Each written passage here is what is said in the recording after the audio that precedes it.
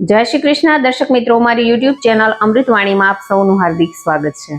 આજે આપણે આ વિડીયોમાં સાંભળીશું શિવ મહાપુરાણની ત્રીજી સંહિતા શતરુદ્ર સંહિતા ભાગ 1 ની અંદર આપણે ભગવાન શિવજીના વિવિધ અવતારોનું વર્ણન સાંભળી ચૂક્યા છીએ। ભાગ 2 ની અંદર આપણે આજે સાંભળીશું એકાદશ રુદ્ર અવતાર, દુર્વાસા અવતાર, શિવજીનો હનુમાન અવતાર, શિવજીનો મહેશ અવતાર, પીપલાદ અવતાર, વૈશ્યનાથ અવતાર, હંસા અવતાર, અવધૂત અવતાર, ભિક્ષુવર્ય અવતાર, સુરેશ્વર અવતાર, બ્રહ્મચારી અવતાર, નટ અવતાર, અશ્વસ્થામા અવતાર અને કિરાત અવતારની કથા સાંભળીશું। જો આપને મારો વિડીયો પસંદ આવે તો ચેનલને લાઇક, શેર અને સબસ્ક્રાઇબ કરો, જેથી નવા આવનારા વિડીયોના નોટિફિકેશન તમને મળતા રહે અને મારા વિડીયો આપ સુધી તુરંત પહોંચી શકે। એકાદશ રુદ્ર અવતાર। દેવતાઓ અને દૈત્યો વચ્ચે વારંવાર યુદ્ધો થતા દેવોની હાર થતી અને શિવજી પાસે મદદ માટે દેવો પહોંચી જતા, સ્તુતિ પ્રાર્થના કરતા અને ભોળા ભગવાન પ્રસન્ન થઈ એમની મદદ કરતા દેવોને નિર્ભય બનાવતા। આવું એકવાર દેવો અને દાનવો વચ્ચે ઘોર યુદ્ધ થયું અને દેવોની હાર થતા ઇન્દ્ર સ્વર્ગ છોડી અને ભાગ્યા। તે સમયે ઇન્દ્રના પિતા કશ્યપજીને ઘણું દુઃખ થયું। પોતાના પુત્રને સ્વર્ગપુરી પાછી અપાવવા માટે કશ્યપજી કાશી ક્ષેત્રમાં આવ્યા અને ત્યાં તેમણે શિવલિંગનું સ્થાપન કર્યું। વિશ્વેશ્વરની પૂજા પ્રાર્થના કરી ત્યારે શિવજી પ્રસન્ન થયા અને કશ્યપજીને તેમના પુત્ર ઇન્દ્રને સ્વર્ગપુરી પાછી અપાવવા તથા દાનવોનો નાશ કરીશ એમ કહી આશ્વાસન આપી પોતાની ગંધમાંથી 11 રુદ્રોને ઉત્પન્ન કર્યા। એમના નામો આ પ્રમાણે છે: તતમ, પિંગલ, શાસ્તા, કપાલી, વિલોહિત, અજિયાદ, શંભુ, ચંડ તથા ભવ। અને આ 11 રુદ્રો મારફત શિવજીએ દાનવોનો નાશ કરાવી દેવોને એમની સ્વર્ગપુરી પાછી અપાવી હતી। શિવજીનો દુર્વાસા અવતાર। અનસુયાજીના પતિ અત્રિ ઋષિ મહાન તપસ્વી, બ્રહ્મવેતા તથા મહાજ્ઞાની બ્રહ્માજીની યાજ્ઞાને માનનારા હતા। તેઓએ પુત્ર પ્રાપ્તિ અર્થે વૃક્ષમૂલ નામના પર્વત ઉપર અનસુયાજીની સાથે ઉગ્ર અને કઠિન તપ આદર્યું। આવા ઉગ્ર તપને કારણે તેમના મસ્તકેથી અગ્નિ જ્વાળાઓ પ્રગટી। આથી દેવતાઓ અને ઋષિઓને ચિંતા થવા લાગી। એને કારણે સૌ બ્રહ્માજી પાસે બ્રહ્મલોક આવ્યા અને સઘળી વાત જણાવી। ત્યારે બ્રહ્માજી સૌને સાથે લઈને ક્ષીરસાગર વિષ્ણુ ભગવાન પાસે ગયા તો ભગવાને કહ્યું કે આપણે સૌ મહાદેવ પાસે જઈએ, તેઓ આપણા ઉપર કૃપા કરશે અને કલ્યાણ કરશે। આમ સૌ શિવલોકમાં રુદ્ર પાસે આવ્યા અને શિવજીની સ્તુતિ પ્રાર્થના કરી। ત્યારે શિવ કહે કે તમે સૌ મારી સાથે ચાલો। આમ તમામ દેવો, બ્રહ્મા, વિષ્ણુ અને શિવજી સાથે અત્રિ ઋષિ જ્યાં તપ કરતા હતા ત્યાં આવ્યા અને ત્રણેય દેવોએ ઋષિને વરદાન આપતા કહ્યું કે હે મુનિ, અમારા ત્રણેયના અંશોમાંથી 3 પુત્રો તમારે ત્યાં ઉત્પન્ન થશે। બ્રહ્મા, વિષ્ણુ અને શિવજી પુત્ર રૂપે અનસુયાજીને મળ્યા હતા। બ્રહ્માના અંશથી ચંદ્ર તથા વિષ્ણુ અંશમાંથી દત્તાત્રેય તથા શિવ અંશમાંથી દુર્વાસા જન્મ્યા। આ દુર્વાસાએ બ્રહ્મ તેજની વૃદ્ધિ તેમજ ઉત્તમ તપ ધર્મની સ્થાપના કરી તથા ઘણા ભક્તોની ધર્મ કસોટી કરી, તેમને પ્રમાણ આપ્યું। એટલું જ નહીં, તેમણે રાજા રામની તથા શ્રી કૃષ્ણની તેમજ અંબરીશ રાજાની પણ ધર્મ કસોટી કરી હતી, પરંતુ તેની પાછળનો ભાવ લોક કલ્યાણનો હતો। શિવજીનો હનુમાન અવતાર। ભગવાન વિષ્ણુના વિશ્વમોહિની રૂપને જોઈને ભગવાન ભોળાનાથ કામવશ થઈ ગયા અને સૌના કલ્યાણ અર્થે તથા શ્રીરામના કાર્ય અર્થે પોતાનું શક્તિપાત કરી નાખ્યું અને આ શક્તિને સપ્ત ઋષિઓએ એક પર્ણ પાંદડા ઉપર સ્થાપિત ગૌતમી પુત્રી અંજનીના ગર્ભમાં રોપી દીધું। એનાથી એક મહાપ્રતાપી, બળવાન, બુદ્ધિમાનોમાં શ્રેષ્ઠ અને ભવિષ્યમાં રામચંદ્રજીના પરમ ભક્ત એવા પુત્રનો જન્મ થયો। એનું નામ હનુમાન એવું રાખ્યું। જ્યારે હનુમાનજી બાલ્યાવસ્થામાં હતા ત્યારે ઉદય પામતા સૂર્યને જોઈ તેને ફળ સમજી હનુમાનજીએ આકાશ માર્ગે છલાંગ લગાવી સૂર્યને પકડીને ગળી ગયા હતા। ત્રણેય લોકમાંથી તેથી અંધકાર છવાઈ ગયો। દેવતાઓ હનુમાનજી પાસે આવ્યા અને પ્રાર્થના કરી ત્યારે તેમણે સૂર્યને પોતાના મુખમાંથી બહાર કાઢ્યો અને પછી એ જ સૂર્યનારાયણ પાસે હનુમાનજીએ સર્વ વિદ્યા પ્રાપ્ત કરી હતી। યુવાવસ્થાએ તેઓ સુગ્રીવના મંત્રી, મિત્ર, સલાહકાર અને રક્ષક બન્યા। ત્યારે સુગ્રીવ પોતાના મોટા ભાઈ વાલીની બીકથી ઋષ્યમુખ પર્વત ઉપર આશરો લઈને રહેતા હતા। એ જ સમયે શ્રી રામ, લક્ષ્મણ, સીતાની શોધ કરતા ઋષ્યમુખ પર્વત પાસે આવ્યા। હનુમાનજીએ પ્રથમ બંને ભાઈઓનો પરિચય કર્યો અને પોતાનો પરિચય આપ્યો અને પર્વત ઉપર લઈ જાય શ્રી રામ અને સુગ્રીવની મૈત્રી કરાવી। રામ યાજ્ઞાથી હનુમાનજી સીતાની ભાળ મેળવવા લંકા ગયા। લંકિનીને મારી અશોક વાટિકામાં સીતાજીને પોતાનો પરિચય આપ્યો। રામચંદ્રજીએ આપેલી વીંટી સીતાજીને બતાવી। આમ સીતાજીને આશ્વાસન આપી હનુમાનજીએ પછી તો અદ્ભુત પરાક્રમ કર્યું। અશોક વાટિકાને ખેદાન મેદાન કરી નાખી, રાક્ષસોને માર્યા, રાવણ પુત્રને હણી નાખ્યો, ઇન્દ્રજીતને બાંધ્યો, રાવણના રાજ દરબારમાં આવ્યા। સમજાવ્યો પણ રાવણ માન્યો નહીં. પછી લંકા બાળી હનુમાનજી શ્રી રામચંદ્રજી પાસે આવ્યા.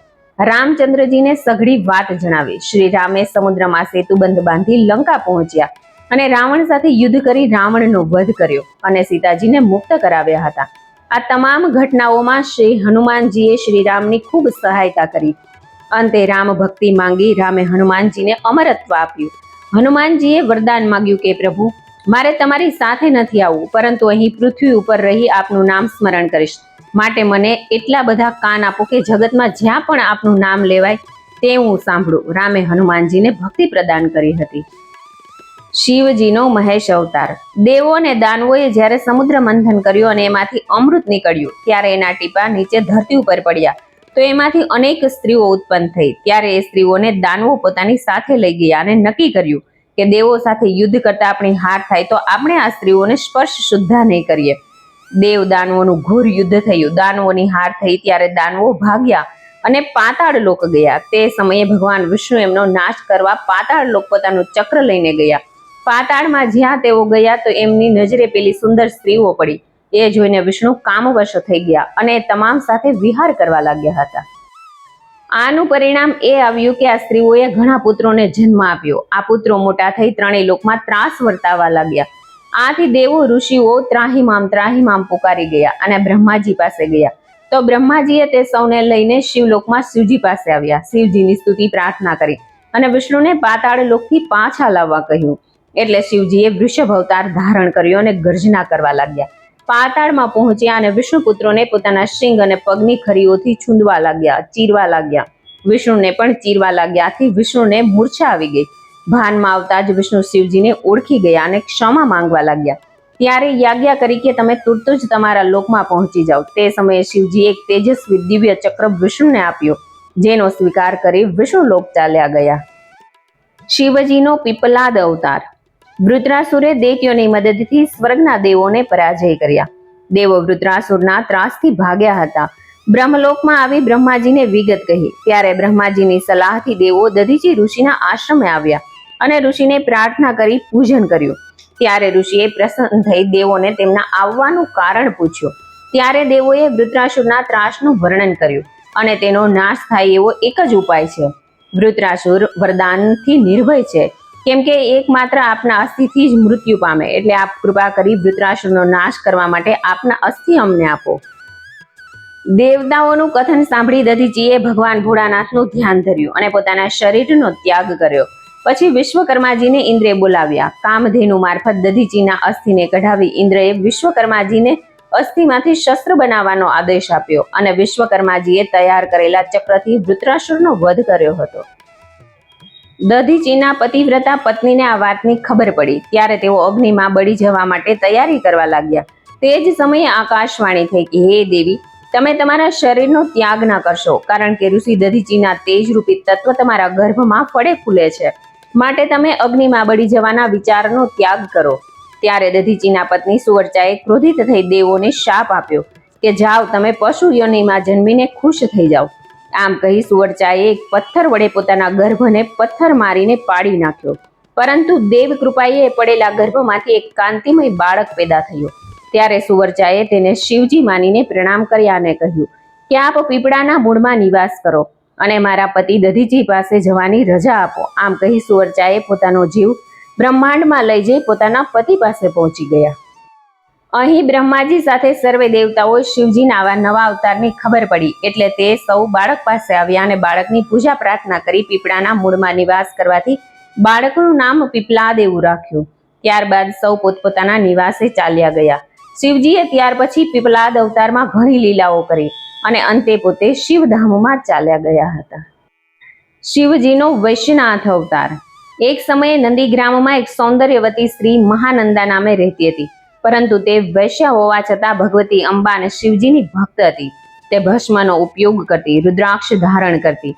શિવજી એકવાર આ પોતાના ભક્તની કસોટી કરવાના ભાવથી વૈશ્ય રૂપે તેની પાસે આવ્યા. મહાનંદાએ વૈશ્યનું સ્નેહપૂર્વક સ્વાગત કર્યું. ત્યારે તેણીની નજર વૈશ્ય ધારણ કરેલા રત્નજડિત કંકણ ઉપર પડી. આ કંકણ જોઈ તેને લાલચ થઈ કે આ કંકણ મારી પાસે હોય અને તો આવા વિચારે તેણીએ વૈશ્ય પાસે કંકણની માંગણી કરી. ત્યારે વૈશ્યના રૂપમાં રહેલા શિવજીએ પૂછ્યું કે તું આ કંકણની કેટલી કિંમત આપીશ? મહાનંદા કહેવા લાગી, જો તમે મને આ કંકણ આપશો તો 3 રાત્રિ હું તમારી સાથે પત્ની થવાનું સ્વીકારીશ. મહાનંદાનું કહેવું સાંભળી વૈશ્ય તેને કંકણ આપી દીધા અને એક રત્ન જડિત શિવલિંગ તેને આપ્યું અને કહ્યું કે મહાનંદા, આ શિવલિંગ મને પ્રાણથી પણ અધિક પ્રિય છે, માટે કરીને તું એને સાચવજે. મહાનંદાએ શિવલિંગને પોતાના નૃત્ય મંડપમાં સ્થાપ્યું અને પછી પેલા વૈશ્ય સાથે 3 રાત્રિ પત્ની તરીકે રહી. ગમે તે કારણે નૃત્ય મંડપમાં આગ લાગી અને આખો મંડપ બળીને ખાખ થઈ ગયો. સાથે પેલું શિવલિંગ ટુકડા થઈ ગયું.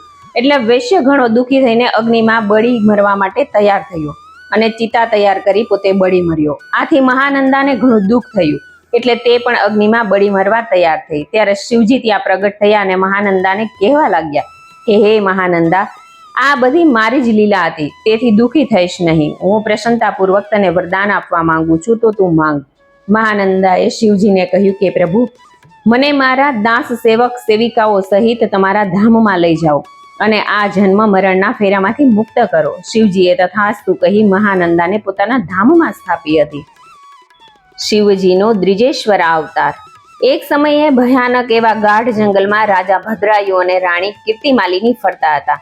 ત્યારે શિવ ભક્ત ભદ્રાયુની કસોટી કરવાના હેતુથી શિવ પાર્વતીએ જંગલમાં બ્રાહ્મણ અને બ્રાહ્મણી રૂપે ભદ્રાયુ અને રાણી તે રસ્તેથી આવતા હતા તે જ રસ્તે સામા જવા લાગ્યા. ત્યારે શિવજીએ લીલા કરીને એક ભયાનક વાઘ ઉત્પન્ન કર્યો. વાઘ બ્રાહ્મણ અને બ્રાહ્મણીને ફાડી ખાવા પાછળ પડ્યો. તેનાથી બચવા માટે બંને પતિ પત્ની રાજા ભદ્રાયુના શરણે ગયા. પેલો વાઘ ઘણા પ્રયત્નો કરવા છતાં મર્યો નહીં અને બ્રાહ્મણી ઉપર ઝપટ મારી તેને ઉપાડીને ભાગવા લાગ્યો. પોતાની પત્નીને વાઘ લઈ ગયો. તેથી બ્રાહ્મણ વિલાપ કરવા લાગ્યો અને બોલ્યો કે હે રાજન, એના કરતા તો હવે મરવું જ સારું. બ્રાહ્મણને આમ વિલાપ કરતો જોઈ રાજા ભદ્રાયુ કહેવા લાગ્યા કે હે બ્રાહ્મણ, તમે શોક કરશો નહીં. મારી પાસે જે કાંઈ છે તેમાંથી તમે જે માંગશો તે હું તમને સહર્ષ અર્પણ કરીશ, માટે નિઃસંકોચ માગો. ત્યારે બ્રાહ્મણે રાજાને કહ્યું કે રાજન, જો તમારે આપવું જ હોય તો તમારી પત્ની બ્રાહ્મણને આપો. ભદ્રાયુ રાજા વચનથી બંધાયેલા હતા, આથી તેમણે પોતાની પત્ની બ્રાહ્મણને આપી અને પોતે અગ્નિમાં પ્રવેશવા માટે તૈયાર થયા. ત્યાં જ શિવજી પ્રગટ થયા અને કહેવા લાગ્યા કે રાજન, હું તમારા ઉપર પ્રસન્ન થયો છું, માટે માંગો.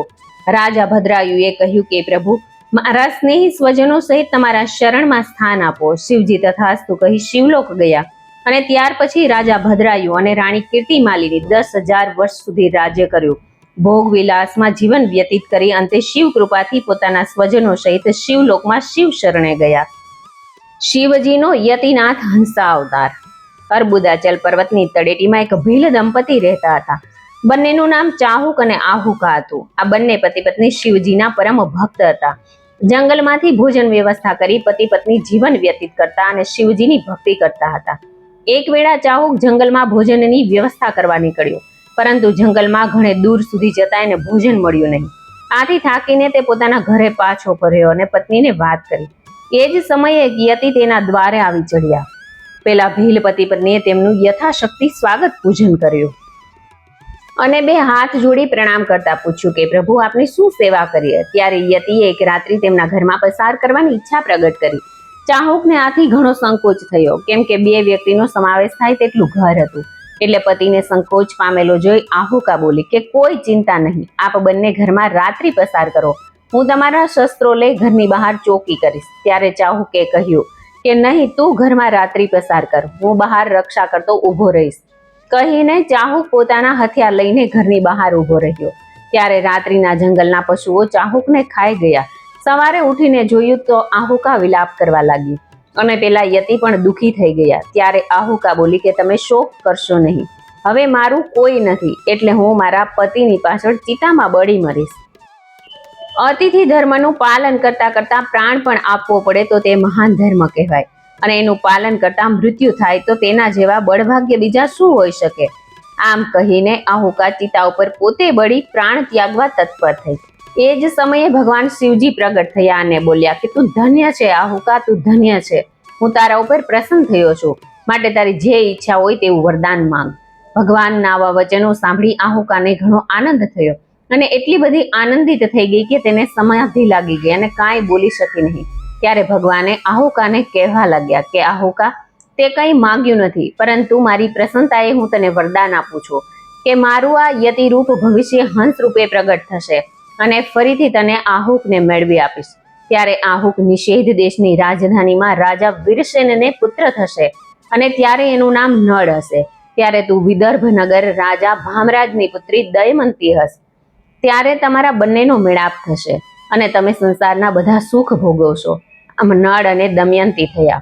પેલા યતિ હંસ રૂપે પ્રગટ થયા અને એમણે એ સમયે નળ દમયંતીનો મેળાપ કરાવ્યો હતો. શિવજીનો અવધૂત અવતાર.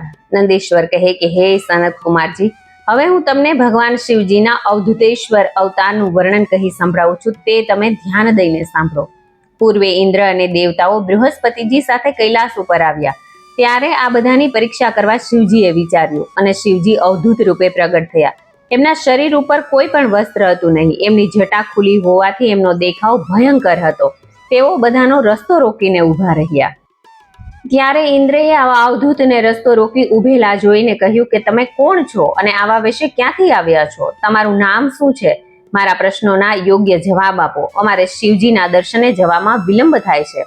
પરંતુ ઇન્દ્રના આવા કોઈ પ્રશ્નોનો જવાબ શિવજીએ અવધૂત રૂપે આપ્યો નહીં. ત્યારે ગર્વિષ્ઠ ઇન્દ્રએ અવધૂતને માર માર્યો અને કહેવા લાગ્યા કે અરે મતિ મૂંઢ, મારા વારંવાર પૂછવા છતાં ઉત્તર કેમ નથી આપતો? એટલે હવે હું આ મારા વજ્રથી તને મારીશ. હું જોઉં છું કે તને કોણ બચાવે છે. એમ કહીને ઇન્દ્રે અવધૂત ઉપર વજ્ર પ્રહાર કરવા પ્રવૃત્ત થયો. ત્યારે શિવજીએ લીલા કરી. ઇન્દ્રના હાથ જકડાઈ ગયા અને ઇન્દ્ર વજ્ર પ્રહાર કરી શક્યો નહીં.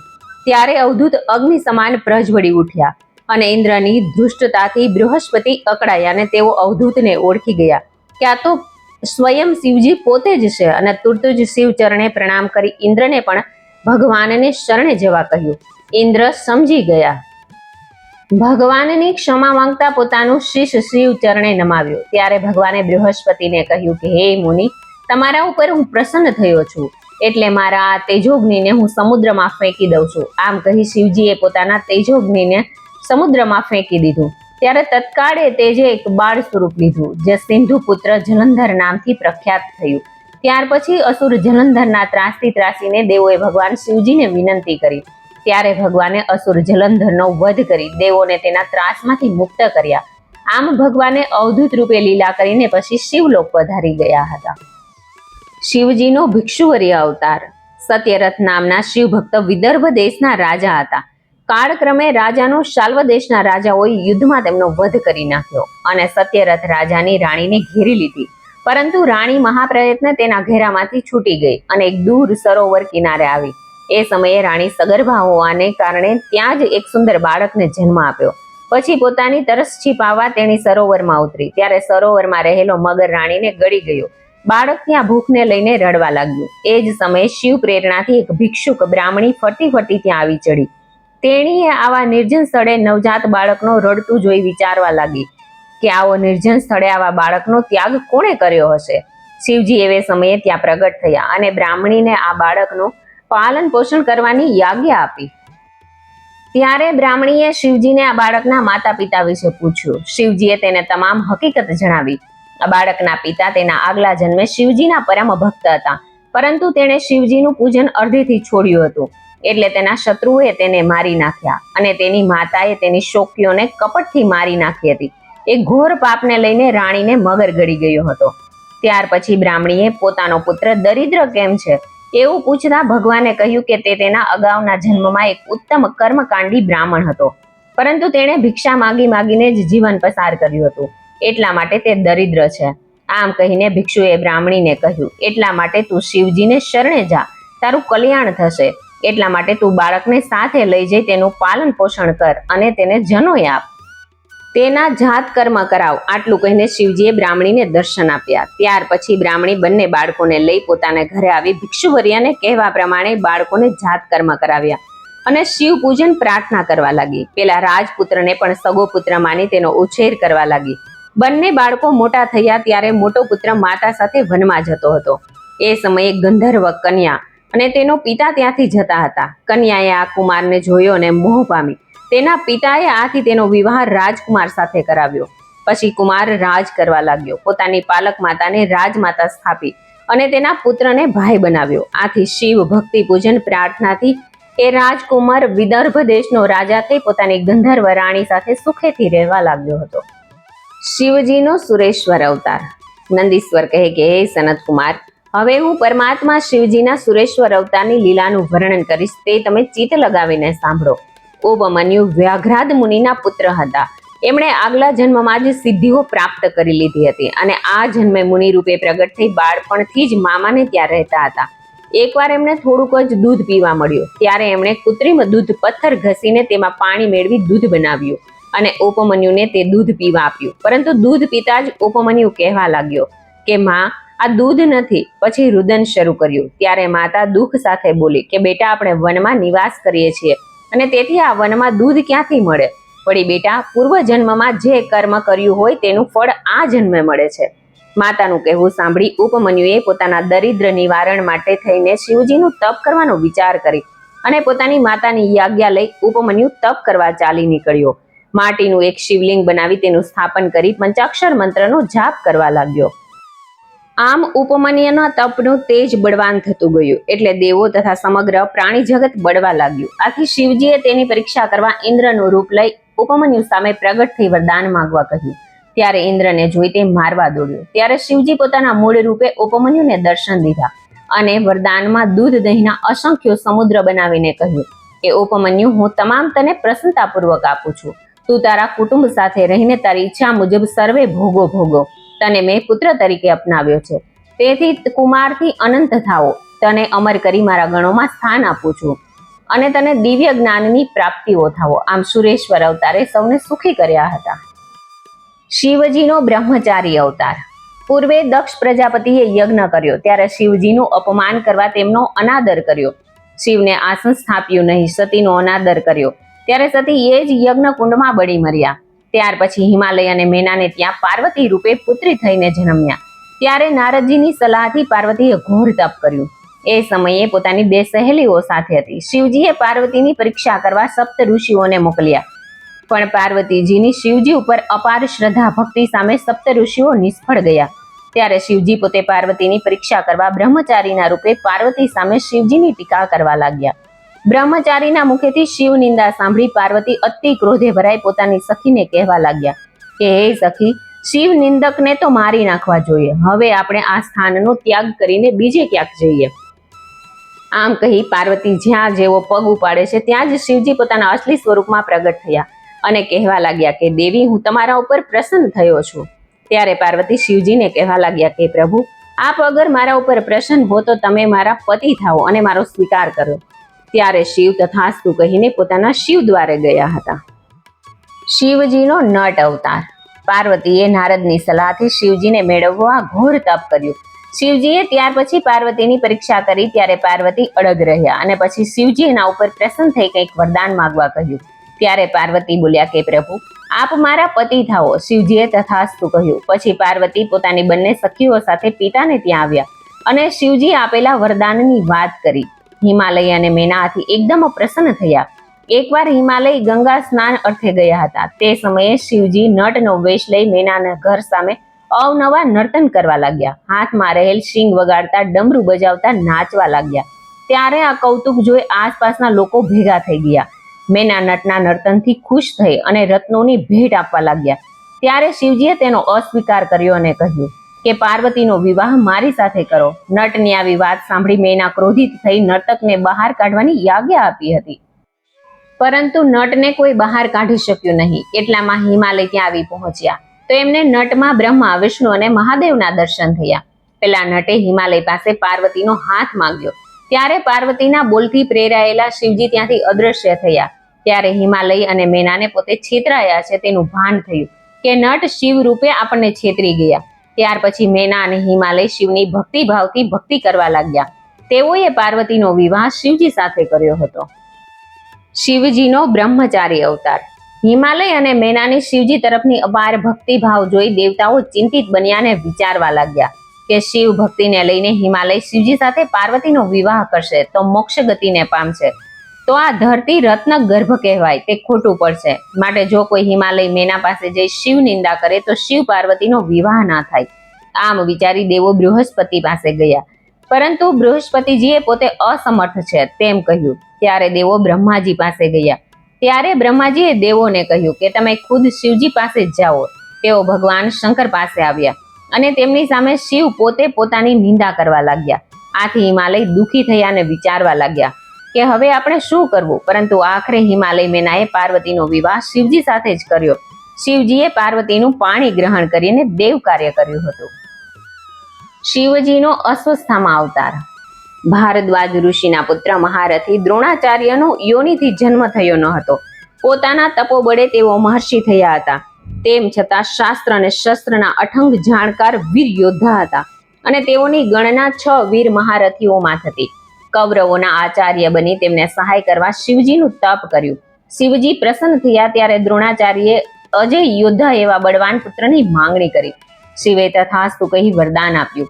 પોતાના વરદાનને લઈને શિવજી પોતે દ્રોણાચાર્યને ત્યાં પુત્ર રૂપે પ્રગટ થયા અને અસ્વસ્થામાં એવા નામથી પ્રખ્યાત થયા અને પિતાની યાજ્ઞાથી કૌરવોના સહાયક બન્યા અને શત્રુ પક્ષે હાહાકાર મચાવ્યો. આમ પોતે યુદ્ધમાં ઘણી ખ્યાતિ પ્રાપ્ત કરી અને આ બાજુ શ્રી કૃષ્ણ ભગવાનના કહેવાથી અર્જુને શિવજીની આરાધના કરી. શિવજીએ પ્રસન્ન થઈ પાશુપાત નામનું અસ્ત્ર શસ્ત્ર મેળવી કૌરવોને હરાવ્યા. તે સમયે અસ્વસ્થામાએ પાંડુપુત્રનો નાશ કર્યો હતો. પાંડવો વ્યગ્ર બન્યા અને યુદ્ધમાં તેમને શોધવા લાગ્યા. એ જ સમયે અસ્વસ્થામાએ અર્જુન ઉપર બ્રહ્માસ્ત્ર મૂક્યું. ત્યારે શ્રી કૃષ્ણએ અર્જુનને સલાહ આપી કે તે પાશુપાત છોડે અને પાશુપાત છોડવાથી બ્રહ્માસ્ત્ર શાંત થયું. એ જ સમયે ઉત્તરાના ગર્ભમાં રહેલ બાળકનો નાશ કરવા અસ્વસ્થામાએ બ્રહ્માસ્ત્રનો પ્રયોગ કર્યો. ત્યારે શ્રી કૃષ્ણએ પોતાના સુદર્શન ચક્ર વડે ઉત્તરાના ગર્ભનો બચાવ કર્યો. ત્યાર પછી શિવ યાજ્ઞાથી શ્રી કૃષ્ણએ ગર્ભને પોતાના રૂપે કર્યો. ત્યારે અસ્વસ્થામાં શાંત થયા હતા. શિવજીનો કિરાત અવતાર. કૌરવો સામે જુગારમાં પાંડવોની હાર થઈ. ત્યાર પછી પાંડવો દૈતવનમાં ચાલ્યા ગયા અને ત્યાં રહેવા લાગ્યા. કૌરવોને આ સમાચાર મળ્યા એટલે દુર્યોધને દુર્વાસા મુનિને છળ કપટ કરી પાંડવોને પરેશાન કરવાના આશયથી મુનિને પાંડવો પાસે મોકલ્યા. દુર્વાસા શ્રી કૃષ્ણ ત્યાં આવ્યા. કુંતાજીએ સમગ્ર વાતથી કૃષ્ણને વિદિત કર્યા. ત્યારે શ્રી કૃષ્ણએ સૂર્યનારાયણથી પ્રાપ્ત કરેલ અક્ષય પાત્ર મંગાવ્યું. અક્ષય પાત્રમાં જોયું તો ભાજીનું એક પાંદડું ચોંટેલું હતું. એટલે ભગવાને વિવિધ જાતના પકવાનો અક્ષય પાત્રથી મંગાવ્યા. ઋષિ સ્નાન કરીને આવ્યા ત્યારે તેમના શિષ્ય સહિત સૌને જમાડીને તૃપ્ત કર્યા. દુર્વાસા ઋષિ ત્યાર પછી ત્યાંથી વિદાય થયા. આમ ભગવાન શ્રી કૃષ્ણની કૃપાથી પાંડવો સંકટ મુક્ત થયા. ત્યારે અર્જુનને પૂછવાથી શ્રી કૃષ્ણએ અર્જુનને ભગવાન શિવજીનું તપ કરી વરદાન માંગ એટલે શત્રુનાશનો ઉપાય મળી જશે. એ જ સમયે વ્યાસજીએ પણ અર્જુનને એ જ ઉપદેશ આપ્યો. ત્યારે અર્જુને ઇન્દ્રકીલ નામના પર્વત ઉપર જઈને તપ કરવા લાગ્યો. ત્યારે અર્જુનના તપથી ઇન્દ્રએ અર્જુનની કસોટી કરવા એક વૃદ્ધ બ્રાહ્મણનું રૂપ લઈ અર્જુનને પૂછ્યું, તમે આ નાની ઉંમરમાં આવું ઉગ્ર તપ કેમ કરો છો? ત્યારે અર્જુને બ્રાહ્મણને કહ્યું કે શત્રુ ઉપર વિજય મેળવવા માટે પોતે તપ કરે છે. ત્યારે ઇન્દ્ર પોતાના અસલ સ્વરૂપમાં આવીને વરદાન માંગવા કહ્યું. અર્જુને પોતાના શત્રુઓ સામે પોતાનો વિજય થાય તેવું વરદાન ઇન્દ્ર પાસે માંગ્યું. ત્યારે ઇન્દ્ર કહેવા લાગ્યા કે હે અર્જુન, દ્રોણ, અશ્વત્થામા, ભીષ્મ, કર્ણ, દુર્યોધન જેવા શત્રુઓ અતિ બળવાન યોદ્ધાઓ છે. તેમને જો કોઈ જીતી શકે તો તે ભગવાન શિવ જ જીતે. એટલા માટે તું ભગવાન શિવજીનું પૂજન અને તપ કર. ઇન્દ્રના કહેવાથી અર્જુને ભોળાનાથનું તપ કર્યું. આથી ભગવાન સદાશિવ અર્જુન ઉપર પ્રસન્ન થયા. પરંતુ અર્જુનની કસોટી કરવાનું વિચાર્યું. ત્યારે દુર્યોધને મૂક નામના અસુરને ભૂંડ થઈ અર્જુનને ત્રાસ આપવા મોકલ્યો. તે સમયે શિવજી કિરાતનું રૂપ લઈ અર્જુનને રક્ષણ આપવા આવ્યા. તે સમયે અર્જુને ભૂંડ ઉપર બાણ વર્ષા કરી. ત્યારે પેલા કિરાત ભીલે પણ ભૂંડ ઉપર બાણ વર્ષા ચલાવી. બાણોના મારથી ભૂંડ તત્કાળ મૃત્યુ પામ્યો.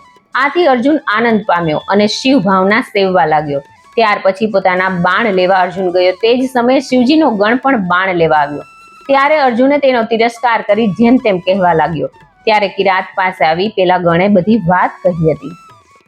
એટલે કિરાત અર્જુન સામે યુદ્ધ કરવા આવ્યો. બંને વચ્ચે ભયંકર યુદ્ધ થયું. આ બંનેના ભયાનક યુદ્ધથી દેવતાઓને ચિંતા થવા લાગી.